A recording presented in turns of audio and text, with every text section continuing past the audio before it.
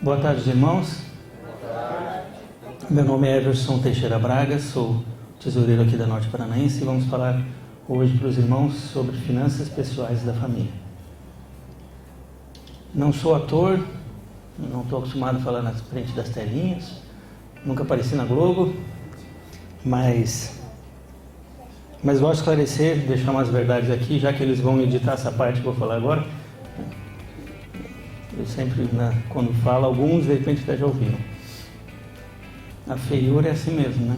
O que os irmãos estão vendo também não é mais do que os irmãos estão vendo. Mas nós temos aquela grande certeza, né? Que num piscar de olhos, todos seremos transformados. Pode ser que alguns vão precisar de uma piscadinha mais longa, de repente umas 2 ou 3, mas todos chegaremos lá onde vai ser preciso, né? Então, estão todos perfumados hoje? Ontem eu vi uma palavra assim: ser pelo menos ande perfumado, porque se a beleza atrapalha, se a beleza não funcionar, a caatinga não atrapalha. Então ande perfumado. Irmãos, nós vamos falar um pouco aqui sobre as chaves do sucesso financeiro. Qual é a chave do sucesso financeiro pessoal e da família? Qual que é a chave? Gastar tudo que se ganha? Gastar mais do que se ganha? Gastar menos que se ganha e investir bem o que sobra. Em Lucas 13:14, nós vemos ali o plano de Deus. A ninguém maltrateis, não deis denúncia falsa. Contentai-vos com que o vosso salário. Vocês já viram uma pessoa de grande posse, os ricos? Eles já acham que chegaram no topo que eles gostariam? Já alcançaram a quantidade de dinheiro, de bens? Não tem limite. Então o que vemos aqui? Em Lucas, o apóstolo escreveu que nós temos que contentar com o que nós temos, com o que nós recebemos. Qual é a atitude de Deus concernente à dívida? Em Provérbios 22:7, quem toma emprestado é servo de quem empresta. Com dívida você perde parte de sua liberdade. Em Romanos 13:8, nós vemos ali que a ninguém devais coisa alguma, a não ser o amor com que vos ameis uns aos outros. O que nós temos que dever? Qual a única dívida que temos que ter? Só o amor, nada mais. Em Conselho sobre Mordomia, na página 13, no 3º parágrafo, nós vemos ali que jamais nos devemos esquecer de que somos colocados sob prova no mundo, a fim de determinar nossa habilitação para a vida futura. Nenhum daqueles cujo caráter estiver maculado com a nódoa imunda do egoísmo poderá entrar no céu. Portanto, Deus nos prova aqui, concedendo-nos posses temporais, para que o uso que disso fizermos possa revelar se nos poderão ser confiadas as riquezas eternas. Isso quer dizer que Deus vai cobrar o nosso dízimo e a nossa oferta? É isso? É só isso? Ele não vai cobrar só os 10% e nem nossa oferta. Ele vai cobrar o que nós fizemos com o restante, com 90%. Onde nós empregamos isso? Se nós empregamos como devemos empregar, porque se nós não aprendemos a gerir os recursos que Deus nos proporcionou aqui nessa terra, como é que nós vamos gerenciar o que Ele nos vai nos dar no céu? Lar Adventista 392 e 393: quando alguém se envolve com dívidas, cai nas armadilhas que Satanás prepara para as almas. Negai-vos ante a 1000 coisas a incorrer. Uma pessoa que está em dívida, ela caiu nas armadilhas de quem? E como nós vimos antes, quem pega emprestado é servo de quem empresta. E se nós caímos nas armadilhas de Satanás, nós vamos virar servo de quem?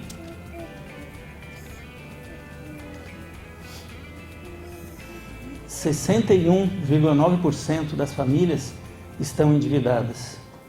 O principal motivo disso é cartão de crédito, carnês, financiamento do carro, conforme a Confederação Nacional de Comércio em julho desse ano.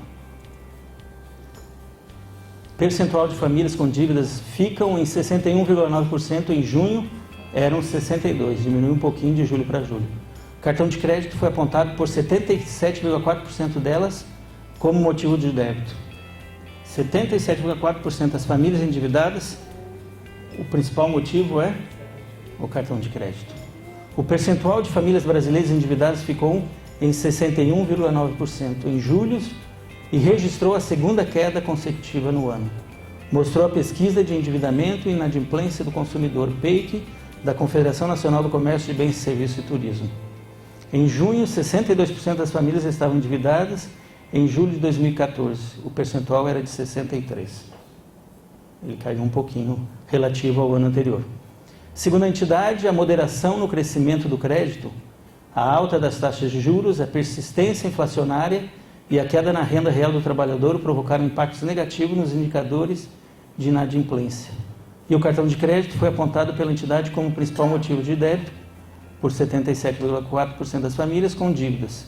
E os carnês alcançaram 16,3% dos núcleos familiares com contas em atraso, seguido de financiamento do carro, 13,5%. Permanecerão com dívidas. O percentual daquelas que permanecerão com dívidas, no entanto, alcançou 8,1% no mês. Segundo a CNC, esse foi o maior resultado do indicador desde outubro de 2011. Mesmo que nós caímos no percentual de famílias endividadas, mas as que permaneceram com dívida aumentou, foi o maior índice no mês desde outubro de 2011. Em junho, esse percentual era de 7,9%, em julho do ano passado, 6,65%. Que nós vemos como cresceu, 8,1% em junho, 7,90%, e no ano passado, em julho, foi 6,65%. O indicador que mede a proporção de famílias com contas em atraso também mostrou crescimento e atingiu 21,5% em junho. Haviam sido 21,3% em julho do ano passado. Em junho havia sido 21,3%, em julho do ano passado 18,9%. E em julho desse ano 21,5%. A proporção de famílias que se declaram muito endividadas também aumentou nas comparações anual e mensal e registrou 12,9% no total. A pesquisa mostrou ainda que o tempo médio de adiantamento de dívidas em atraso foi de 59,8 dias em julho, um resultado inferior ao observado no mesmo mês em 2014, que foi 61,3. O período médio de comprometimento da renda com contas em atraso foi de 7,1 meses. Já tem em média 7 meses, um pouquinho mais de 7 meses que as dívidas não são quitadas, sendo que 33,7% dos entrevistados informaram que o prazo é superior a 1 ano. E aqui nós podemos entender melhor. Quase 39 milhões de brasileiros têm dívidas vencidas há mais de 39 milhões de brasileiros têm dívida vencida há mais de 1 ano. Número de brasileiros com débitos atrasados salta de 52,5 milhões em março de 2014 para 54,7 milhões no mês passado, sendo que 71% deles estão inadimplentes há mais de 1 ano. 54,7 milhões estão com dívidas débitos atrasados, né?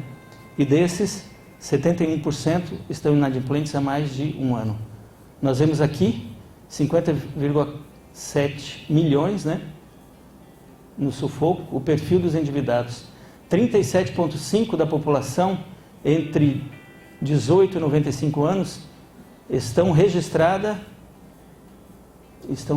em banco. Dos endividados, 71% estão nessa situação há mais de 1 ano.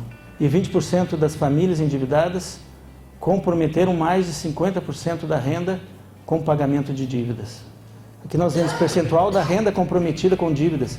46,3% da renda anual dessas famílias endividadas estão comprometidas com a dívida. Quase 50% da renda anual. A matemática de consumir motivo pelo crédito fácil é caro. Pode levar o consumidor para a inadimplência e até ao superendividamento, aquela dívida que nem se pudesse de toda a sua renda mensal a família conseguiria quitar. Uma família que juntar toda a sua renda, se ela não consegue quitar a dívida, ela já é uma família superendividada, que tira o sono e transforma a euforia do consumo em tormento. Indicadores econômicos mostram que o comprometimento da renda do brasileiro está em patamar crescente, avançando junto com a alta das taxas de juros e encarecimento do crédito. Mecanismos para que os endividados possam colocar a vida financeira em dia, renegociando com o credor, são uma luz no fim do túnel e já estão ganhando fôlego em vários estados brasileiros, sendo também alternativa para a revisão do Código de Defesa do Consumidor. Eles estão revisando o Código de Defesa do Consumidor e uma das propostas é isso, que alguém que está em dívida, o credor, numa negociação, tem que se avaliar a condição, o quanto que ele pode pagar por mês daquela dívida, né? E assim vai ser feita essa negociação. Que uma dívida vai aumentar ainda o tempo de pagamento dela, né? Por ter que aumentar o número de parcelas. Indicador do Serviço de Proteção ao Crédito, SPC, mostra que em março, 54,7 milhões de brasileiros estavam endividados, 2,2 milhões a mais que em março do ano passado e cerca de 900 mil brasileiros a mais do que em fevereiro deste ano. Desse percentual, 38,8 milhões têm dívidas vencidas há mais de um ano. A inadimplência dos consumidores em março avançou 3,76%, frente a 2014. E o percentual que estava estável voltou a ganhar fôlego a partir de meados do ano passado. E o percentual é preocupante, porque mostra que essas pessoas estão em sérias dificuldades para quitar seus compromissos. Negativadas, elas deixam de consumir, observa Flávio Borges, gerente financeiro do SPC Brasil. Segundo ele, as dívidas de valores menores são quitadas em 90 dias, e aquelas de maior valor geralmente constituem percentual atrasado há mais de um ano. A luz amarela já foi acesa por especialistas que apontam que em 2015, como um período que pode potencializar a crise nas famílias. Ao fim de um ano, os juros do cartão de crédito, por exemplo, em alta e somando mais de 240% ao ano, quadriplicam o valor da fatura. Para Borges, a negociação e o pagamento são sempre a melhor saída. Um possível alívio para os afogados nas contas que atingem patamares impagáveis pode ser a atualização do Código de Defesa do Consumidor, proposta que está em tramitação no Senado, como falamos anteriormente. Então nós vemos aqui que o cartão de crédito ele está a 240% de juros anual, né? Podendo quadruplicar a dívida. E esse é a estratégia de Satanás, né? Ele está atacando as famílias, não só na área financeira, mas também na área financeira. Também ele ataca as famílias na busca incessante pelo ter, pelo consumismo, né? Os dois, tanto que os dois são obrigados a trabalhar, tanto o homem como a mulher. A mãe também é obrigada a trabalhar. A educação dos filhos passa para quem? Para terceiros. Às vezes uma empregada, escolas, professores. E se alguém trabalha em escolas já sabe bem como é isso, né? Então hoje todos os deveres nossos como chefes de família, como pais, como mães, estamos transferindo para outros. E com isso as famílias começam a perecer, né? Essa é a estratégia de Satanás. Em busca do consumismo, que as famílias ainda se endividam, e algumas até, várias, grande percentual dos divórcios, até não trouxe aqui, o motivo principal é financeiro. O mau uso do crédito é o problema. Uma família que usa um cartão de crédito gastará 34% a mais por ano do que uma família que não faz uso dele. Vocês viram aqui? Quem usa cartão de crédito aqui? Normalmente, uma família que usa cartão de crédito gasta 34% a mais do que uma família que não faz uso dele. É o cheque pré-datado, o antigo cheque pré-datado. Se eu não tenho dinheiro agora, mas eu parcelar em 10 vezes, passo cartão, né? E para quem está vendendo é tranquilo, porque ele vai receber, né? No passado, você até gostaria de dar um cheque pré-datado, mas às vezes os próprios credores não recebiam, as lojas não recebiam, né? Hoje não. Hoje eles fazem questão que você pague. Quanto mais parcelas, melhor. Porque ainda tem os juros em cima disso, né? Eles compram com maior frequência, pagam preços maiores, não são prudentes naquilo que compram. Tanto isso é verdade que se os irmãos chegarem numa loja e tentem negociar à vista e peça desconto. Quantas vezes eu pedi, eles não dão? Porque eles não querem vender à vista, eles querem a prazo. Isso mesmo, irmão. Eles querem, quanto mais parcelado, são maiores os juros. E hoje eles sobrevivem mais dos juros do que do valor, do bem mesmo. Nós vamos mostrar mais à frente um exemplo de um cálculo. Se você pegar emprestado R$1.000 no banco e estourar ele no seu limite de cheque especial, ou você colocar esse mesmo valor na poupança em 5 anos. Vocês vão entender o porquê que os bancos cada dia mais abrem agências bancárias em todos os lugares. Estatística dos endividados. 61,9% endividados, né? Então temos 38,1% não endividadas famílias brasileiras. O principal é o cartão de crédito, que representa desses endividados 77%. Os carnês são 16% e o financiamento de veículos 13,5%. E qual a causa das dívidas? A maior causa das dívidas? A causa, né? É o vírus do quê? O vírus do consumo, né? Do consumismo, né? Criado nos laboratórios de marketing extremamente perigoso à humanidade. Quantas vezes você já comprou alguma coisa que você às vezes foi na loja só olhar, nem tinha intenção de comprar? E por que você comprou? E depois, quantas vezes você usou? Quantas vezes você já chegou em casa, ou até antes de chegar em casa, já se arrependeu do que comprou? É o quê? É o marketing. Aquele profissional que está na sua frente, oferecendo produto, ele é treinado. Ele está totalmente preparado para fazer com que você sinta a necessidade de adquirir aquele produto, né? Mas será que você precisava dele mesmo? Por isso que tem um ditado: no meio de 2 dias, o que tem? Uma noite, né? Então nunca compre, né? Vai lá e olha, vai para casa, reflita, volte outro dia. 90%, não digo 90%, mas grande parte das suas compras, daquelas que você se arrependeu, você não compraria. E quantas coisas nós temos em casa que não usamos? Nós aqui que somos até próximos do exterior ali, né? Quantas vezes você foi lá e trouxe coisas que estão lá paradas até hoje, né? Ou porque está barato você compra, né? Consumidores brasileiros gastam mais por impulso nos supermercados do que em shoppings. Vocês já viram isso? E por que será? A conclusão é de um levantamento feito em junho de 2013 pelo SPC e pelo CNDL, Confederação Nacional de Dirigentes e Lojistas. Então, primeira coisa, qual é o grande segredo ao ir ao supermercado? Você vai que horário no supermercado? Depois do almoço. Depois da refeição. Almoço, ou janta, ou for de jejum. Outro segredo: leve uma listinha de tudo que você precisa comprar. E obedeça a ela. E obedeça a lista. Né? E outro segredo: família. Família tem que... Todo mundo tem qualidades e defeitos. Então você sabe que se eu mandar a sogra, que todo mundo adora, a sogra está visitando, você mandar ela, normalmente você gasta R$200, se mandar a sogra vai gastar 500. Você vai mandar a sogra fazer a compra? Então você tem que avaliar.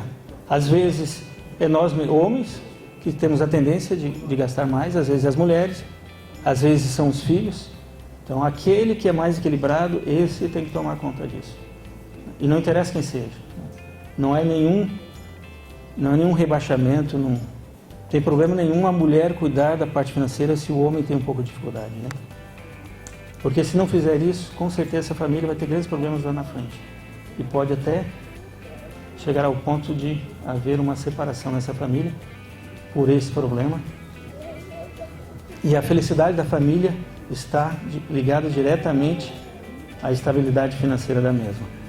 34% das pessoas admitem comprar mais do que o planejado. Por isso que é essencial a listinha, né? Porque se tu não é, você olha, mas eu gosto daquilo ali, vou levar.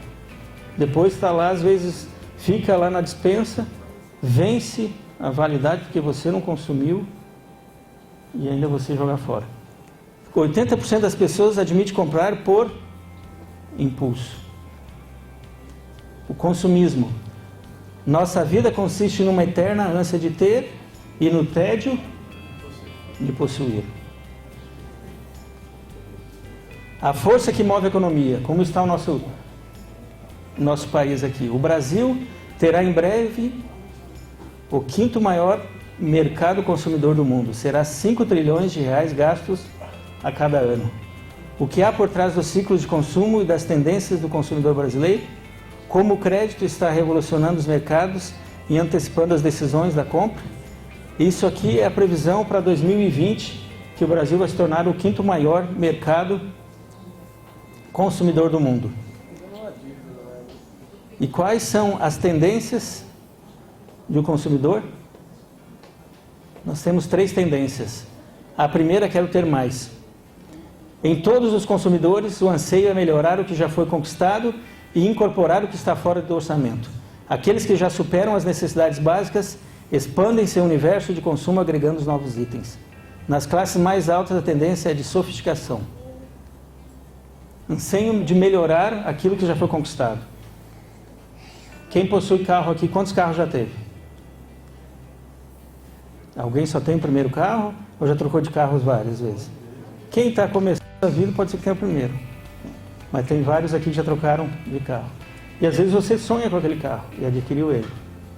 Quanto tempo depois você já começa a olhar outro e já não dá mais importância nenhuma para ele ali? Assim é a tendência nossa. É sempre querer mais e o homem não tem limite. A nossa vontade não tem limite. Segunda tendência, quero saber mais. Investimento, educação e acesso à internet e à TV a cabo são beneficiados por essa tendência. A educação é valorizada em todas as classes sociais, mas para os mais pobres é o que pavimenta o caminho para uma renda maior e novos hábitos de consumo. E a terceira tendência, quero experimentar mais. É o impulso que motiva boa parte dos consumidores emergentes a viajar de avião pela primeira vez, a conhecer um restaurante. Os novos hábitos incluem o consumidor em ambientes que ele não conhecia. Isso também vale para compras no supermercado. Quantos produtos, às vezes, que a gente gostaria de adquirir, não adquirimos? Ou viagens. Não que seja problema viajar, né? Não conhecer lugares, mas dentro das possibilidades de cada família.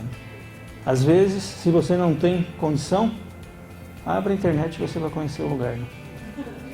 E não vai se endividar. E vai dormir tranquilo, acordar tranquilo. E de repente não vai nem perder tempo, né? Olha na internet e ver as promoções. Mas não vai olhar as promoções para ir conhecer aquele lugar. Vai olhar só as fotos do local, né? Só nas imagens. O pendurico aqui está me atrapalhando. Deu certo agora.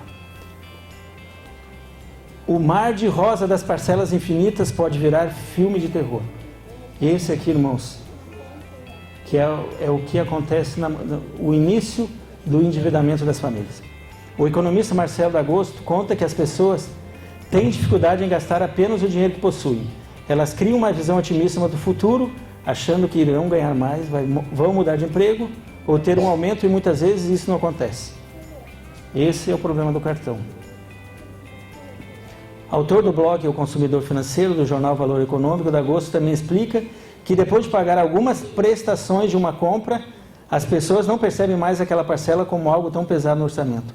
Assim, elas tendem a fazer novas compras e acumular mais dívidas e no inconsciente delas ficam pensando, não, eu vou receber uma promoção, meu salário vai aumentar, eu vou trocar de emprego, o meu cartão de crédito tem limite e eu vou gastando. Compras por impulso. Tem gente que compra o que não precisa com o dinheiro que não tem para mostrar para quem não gosta, né? Agora eu vou mostrar para minha vizinha que eu também ando de roupa de marca, carro. Hoje a sociedade, grande parte dela, vive de aparência.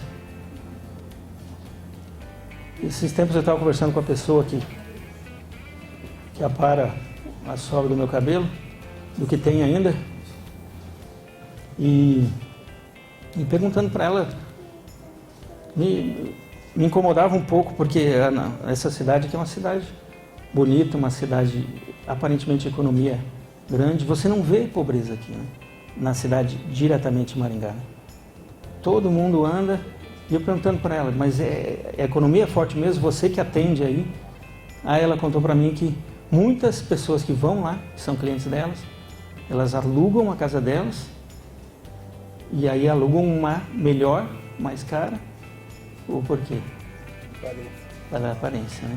Hoje é o que se dá importância hoje é viver pela aparência, né?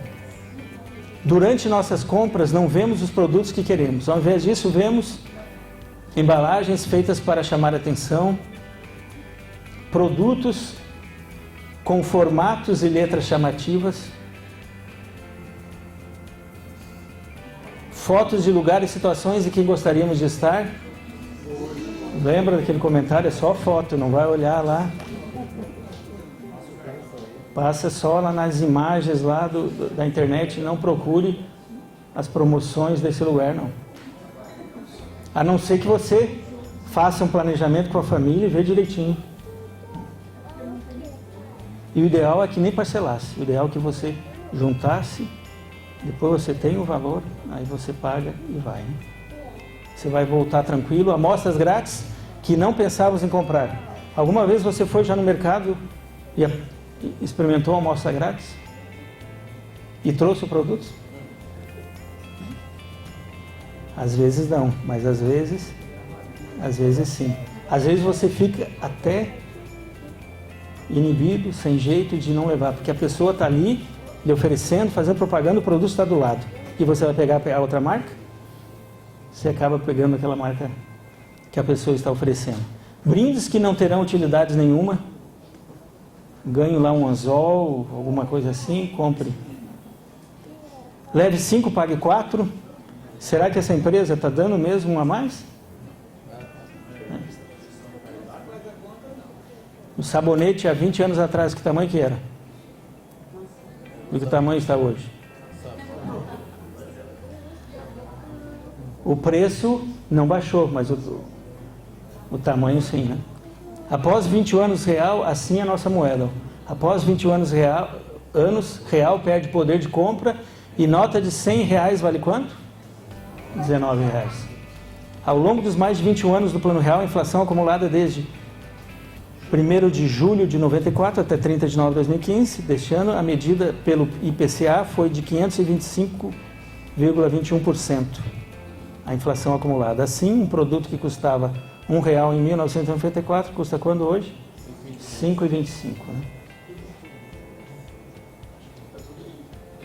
Tudo sobe, né? É só nós enchermos o tanque de combustível, você já vê como está hoje. Né? Encher de 3 em 3 meses, irmão, se você não deixar terminar. Mas é porque daqui 3 meses vai estar mais caro. Então você enche, vai andar 3 meses, né? Mas aqueles que necessitam do trabalho de um veículo, de um automóvel, sabem bem como está pesando isso no seu orçamento. Real é a segunda moeda mais desvalorizada em ranking com 27 países. Pesquisa lista a variação em relação ao dólar em 12 meses. Moeda brasileira caiu 67,29%, perdendo apenas para a Rússia. Ela desvalorizou quanto em 12 meses? 67,29%. O real é a segunda moeda que mais se desvalorizou em 12 meses. Segundo uma pesquisa divulgada nesta segunda-feira, 21, pelo TOV, corretora, a moeda do Brasil caiu 67,29% no país no período frente ao dólar, perdendo apenas para a moeda da Rússia, que recuou 72,37%. Nós conseguimos perder para a maioria dos países aqui da América do Sul. falsas promoções. Você comprar um dos carros hoje mais baratos do mercado por R$ 25.990 à vista, ou uma entrada de 14.470 mais 60 vezes de 299.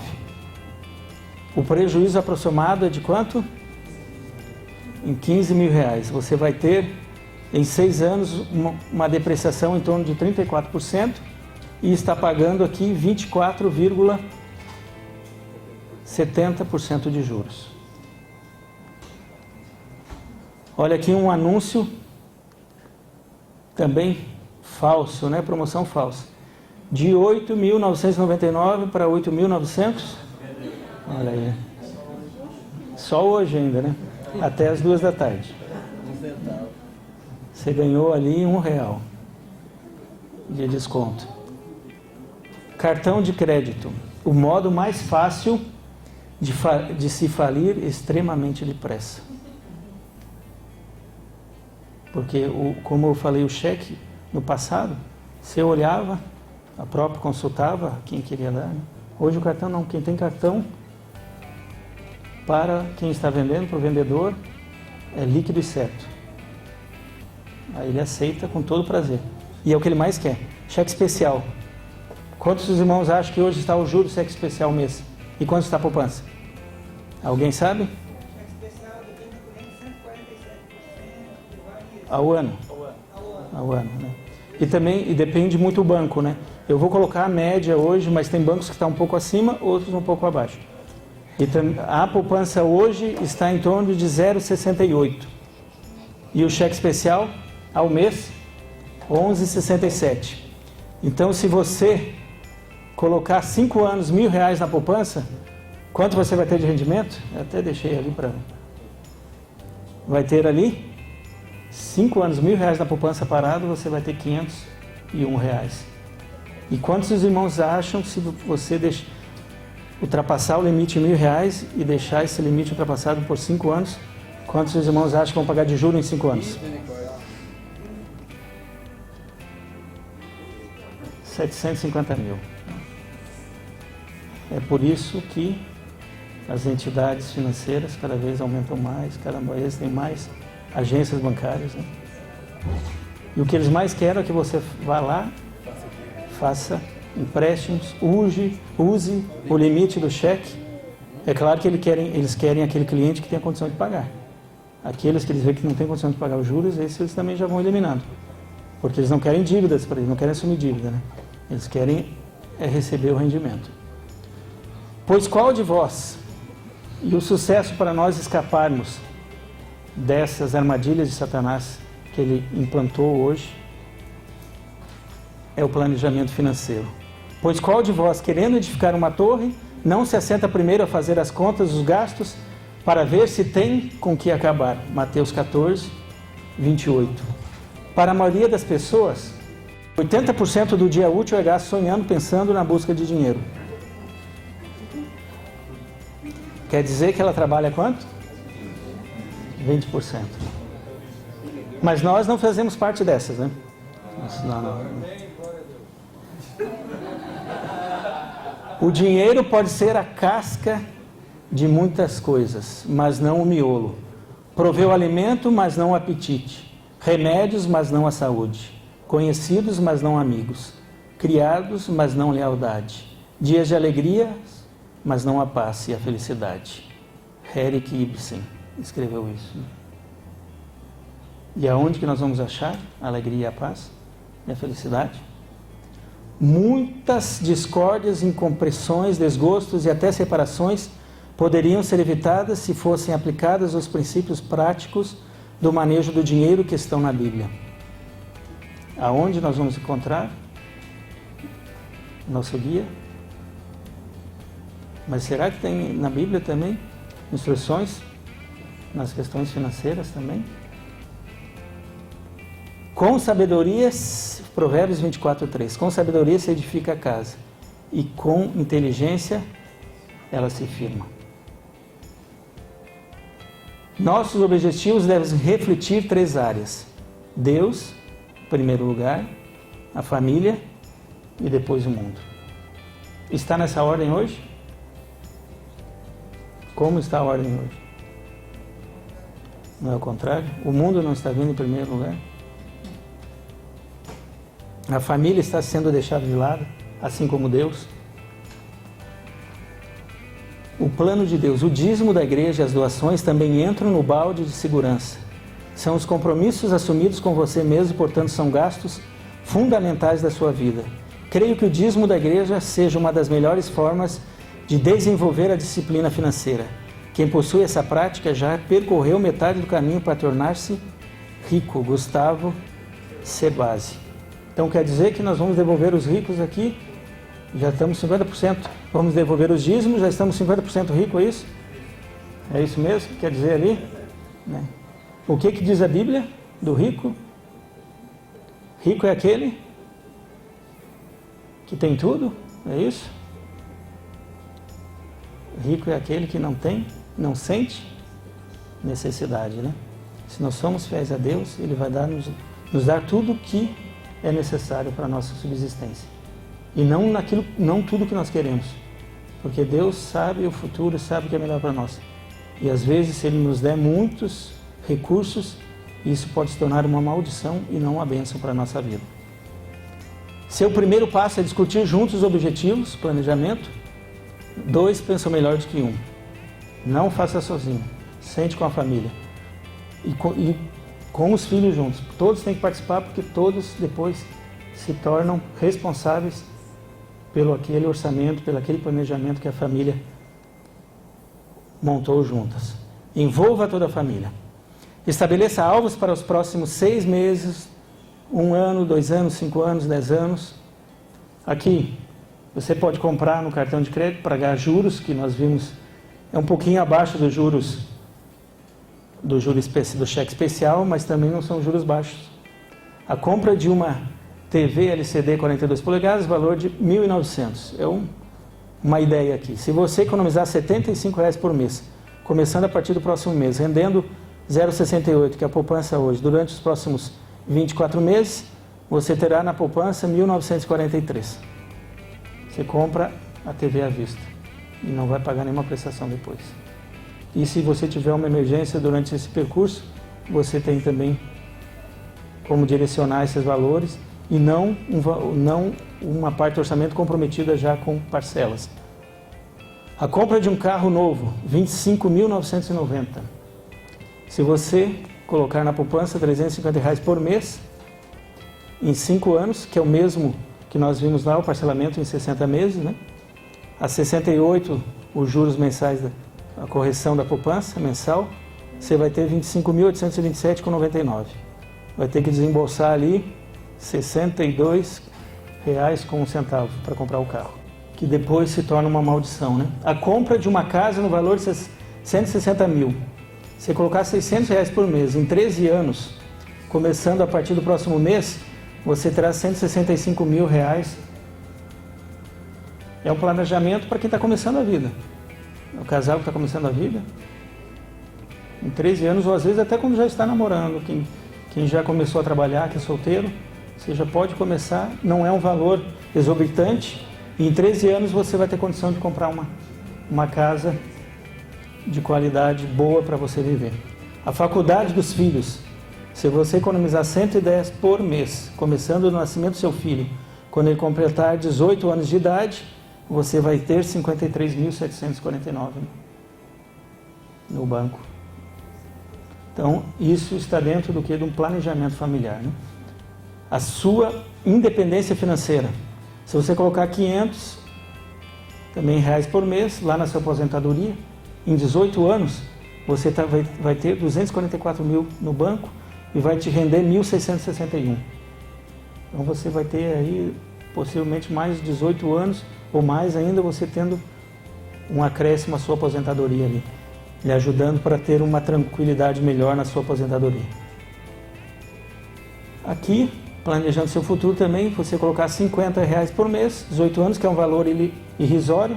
Em 18 anos você vai ter 24 e um rendimento de 166,13 centavos.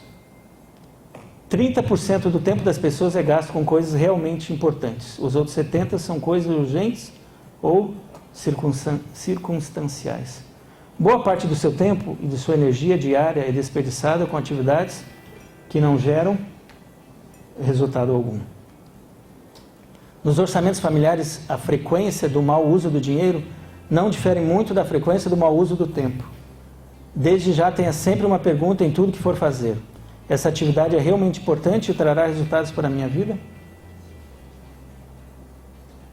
Vantagens de um orçamento familiar.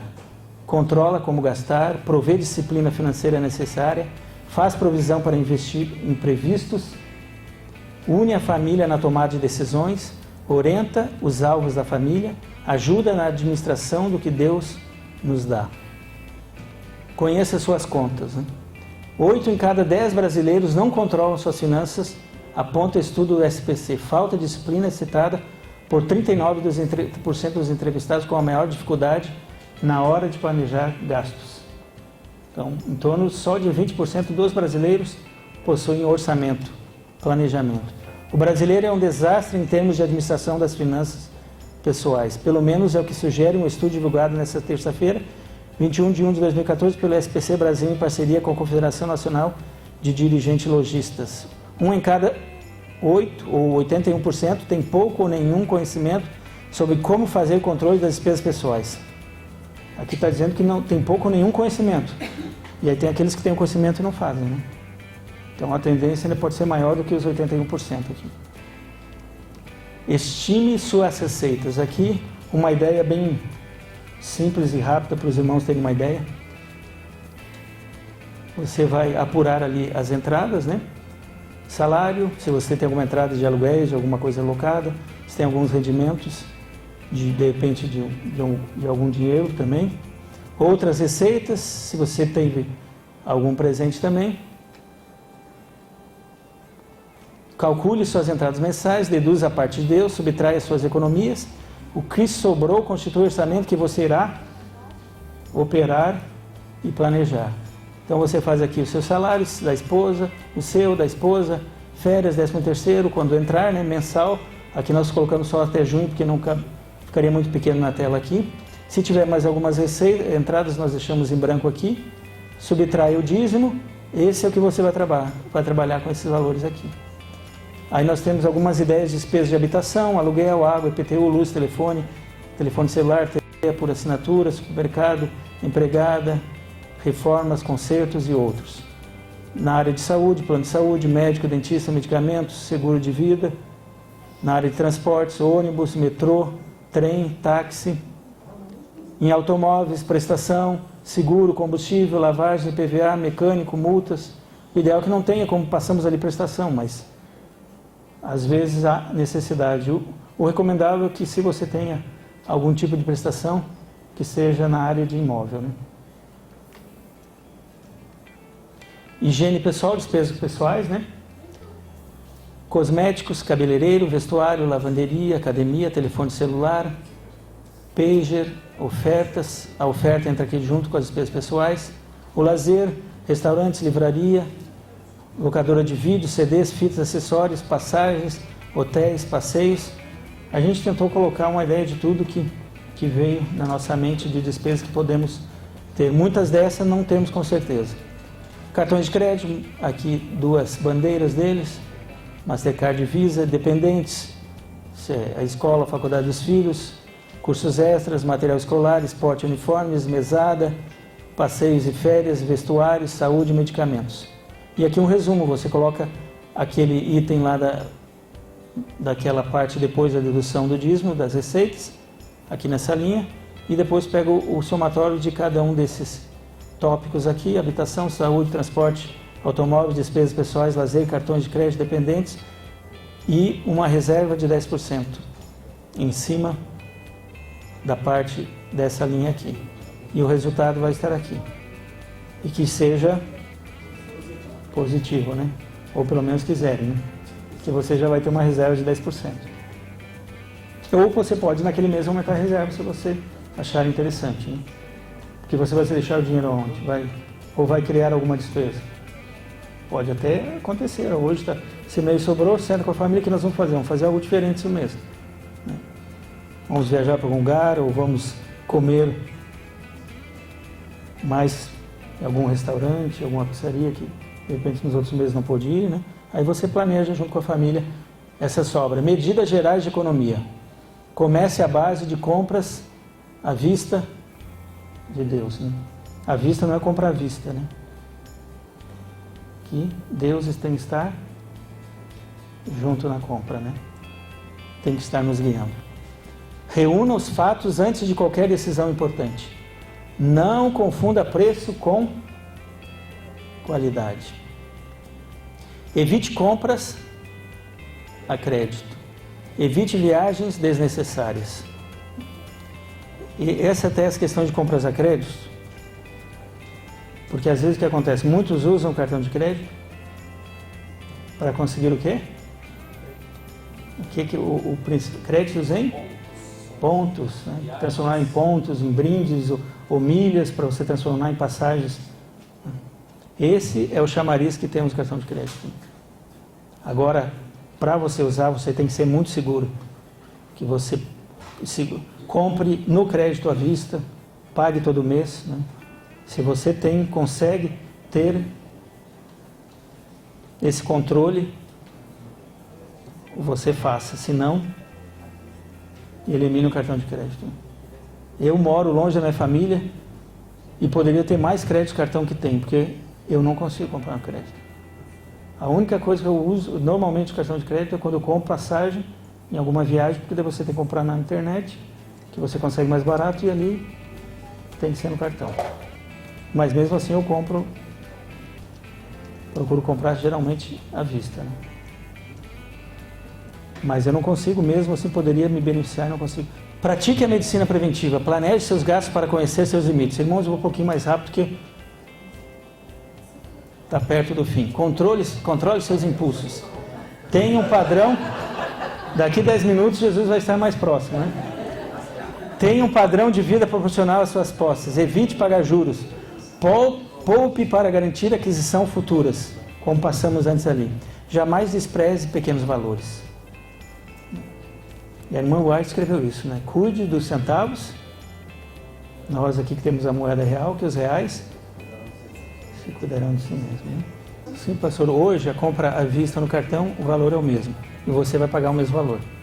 E a única questão é que você tem que ser organizado como família. Se você consegue ter o controle, pode fazer sem problema. Agora, se você não tem, outra coisa você tem que avaliar é isso. Se eu comprasse no dinheiro, eu teria comprado tudo que eu comprei no cartão? Se você entender como o planejamento de vocês compraram mais, melhor é você abandonar o cartão. Mas o cartão ele é muito útil para várias ocasiões. Medicina preventiva. Além, Deus nos deu os remédios, e além disso, se nós praticarmos, nós vamos ter uma economia nossa também familiar. Água pura é bem mais barato que o refrigerante, que o suco, e além de ser mais saudável. A troca de dívidas, água pura, ar puro, também não pagamos nada, o difícil é você encontrá-lo, né? Cada dia está mais difícil. Luz solar, temos esse estoque aí nós vamos deixar para uma outra palestra para falarmos. Respeitando a autoridade, eu vou pular aqui. Luz solar, como está sendo gravado, senão eu falaria, mas como está sendo gravado eu vou pular. Depois pode ser usado contra mim. Luz solar, hoje tem pelo menos 15 minutos por dia de luz solar. Alimentação saudável. Hoje, várias pessoas,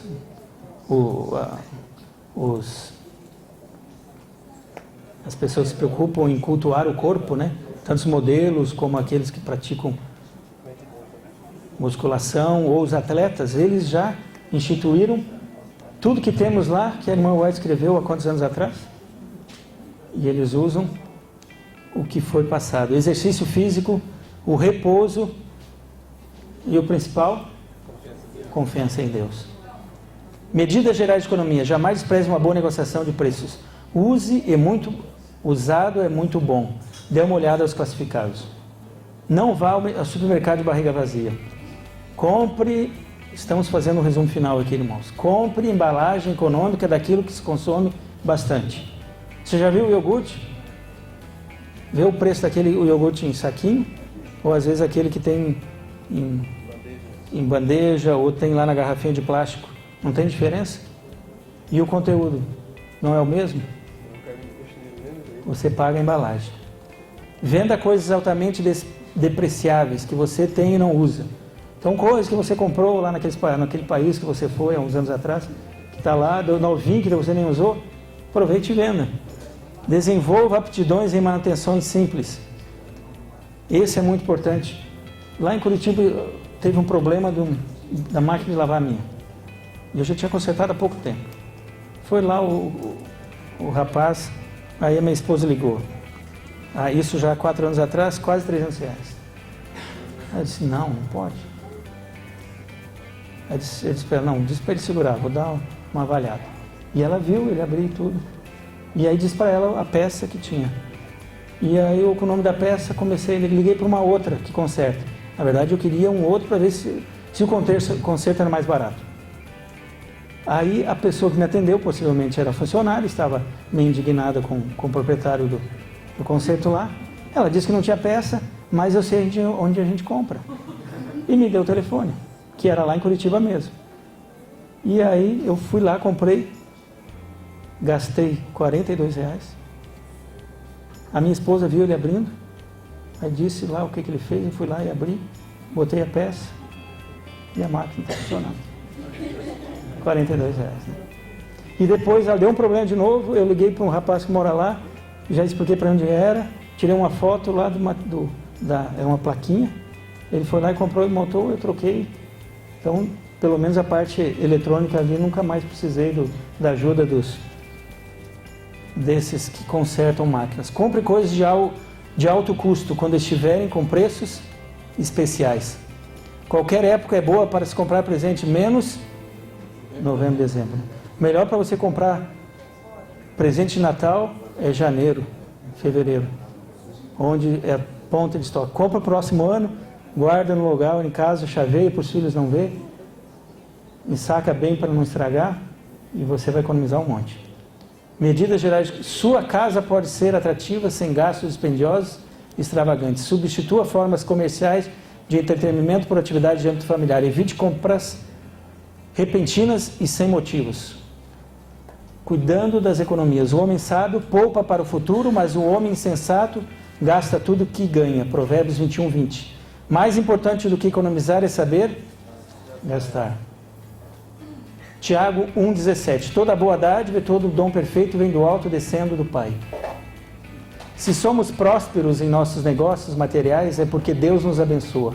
Se somos prósperos em nossos negócios materiais, é porque Deus nos abençoa. Uma parte de nossa renda deve ser consagrada aos pobres e uma parte à causa de Deus. E nós vemos anteriormente que Deus vai nos cobrar todo o que Ele nos deu quando Ele voltar, para ver se a gente realmente foi sábio e usou como deveria, porque senão não tem como Ele nos dar as riquezas eternas. Porque os pobres sempre os tendes convosco, mas a mim nem sempre me tendes. São João 12:8. 6 princípios bíblicos para finalizar, eu deixo para os irmãos aqui. Deus é o proprietário de tudo. Salmos 24:1. O que diz ali? Ao Senhor pertence a terra e tudo que nela se contém, o mundo e os que nele habitam. Em 1 Coríntios 10:31, nosso objetivo na vida é glorificar Qual que é o único objetivo nosso aqui? Vamos ver aqui. Os irmãos sabem aí, quer comais, quer bebais, quer que façais todas as obras, fazei tudo para a glória de Deus. O dízimo é o testemunho mínimo de nosso compromisso para com Deus, Malaquias 3:10-16. O que diz o verso 10 ali? Tem mais coisas anteriormente, né? Mas o que diz ali o verso 10? Trazei, é o verso 8, irmão, esse. Trazei todos os dízimos à casa do tesouro, para que haja mantimento na minha casa. E provai-me nisso, diz o Senhor dos Exércitos, se eu não vos abrir as janelas do céu e não derramar sobre vós bênçãos sem medida, né? Às vezes não recebemos bênçãos porque não somos fiéis a Deus, né? E eles nos chamam no verso 8, chamam de quê? Aquele que não devolve? De ladrão, né? E um ladrão vai para o céu, irmãos. Não é bom ser devedor. Provérbios 22, 7. O que diz Provérbios 22, 7? O rico domina sobre o pobre e o que torna emprestado, nós já falamos aqui, é servo do que empresta. Prosperidade é ter o que você necessita quando necessita de algo. O que diz ali em Filipenses 4,19? E o meu Deus, segundo a sua riqueza em glória, há de suprir em Cristo Jesus cada uma de vossas necessidades, né? E lá nós vemos Davi, em Salmos, escreveu ali que ele foi jovem, foi moço e hoje sou velho, e nunca vi um justo desamparado e nem sua descendência. Se nós somos justos e fiéis a Deus, Ele nunca vai nos desamparar. E o mais importante, não importante, mas tão importante também, nós somos responsáveis sobre a nossa descendência. Se nós somos fiéis e justos, Ele não vai desamparar a nossa descendência. E Jesus, o último aqui dos 6 princípios, Jesus afirma que se formos fiéis na aplicação de nosso dinheiro, Ele nos confiará as riquezas espirituais também. Em Lucas 16:11, o que diz ali? Se, pois, não vos tornastes fiéis na aplicação das riquezas de origem injusta, quem vos confiará a verdadeira riqueza? Então, o que diz aqui? Que as nossas riquezas são de procedências? Tudo que nós recebemos são de procedência, porque vem do pecado, são injustas, né? Mas se nós não soubermos administrá-las, como poderemos receber as riquezas eternas? E o último texto da tarde, a irmã White escreveu que aqueles cujo coração estiver totalmente rendido a Deus e que tomam sua palavra como guia, saberão como conduzir-se em todos os deveres da vida, não só na área financeira. Para nós sabermos nos conduzir em todos os deveres da vida, o que nós temos que estar? Nosso coração tem que estar totalmente rendido a Deus, né? Então, em primeiro lugar, a nossa entrega a Deus, entregar tudo que temos a Ele e pedir para Ele que Ele dirija, aprendemos a ouvir a voz dEle, para que Ele nos ensine o caminho certo.